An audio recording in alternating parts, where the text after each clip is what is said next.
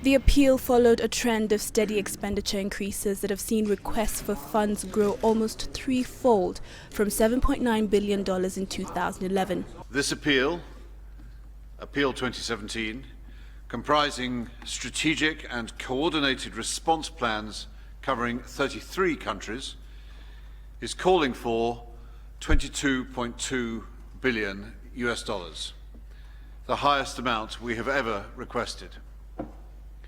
This is a reflection of a state of humanitarian need in the world not witnessed since the Second World War.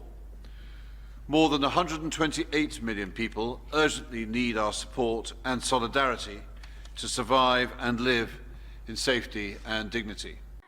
According to the United Nations, countries like Afghanistan, Burundi, the Democratic Republic of Congo and Somalia have issued emergency appeals almost annually for the past 25 years, with some likely to face worsening crisis in 2017. More than 80% of the needs stem from man-made conflicts, many of which are now protracted and push up demand for relief year after year. These crises affect entire regions.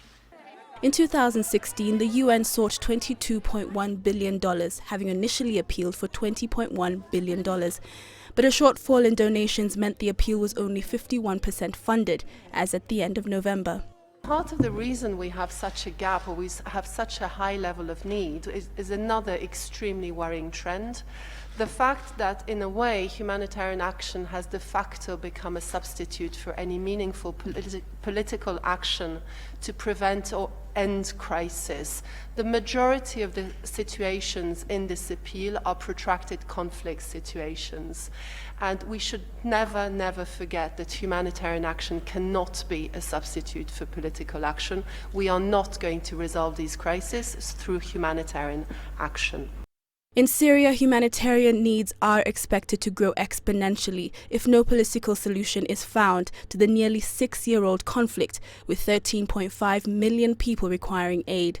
It is estimated the political unrest in Burundi will see the number of people in need of urgent support triple to about 3 million. The UN last week doubled its appeal for northeastern Nigeria to $1 billion, hoping to reach nearly 7 million people hit by the Boko Haram insurgency, including 75,000 children at risk of starving to death. Catherine Omwando, CCTV.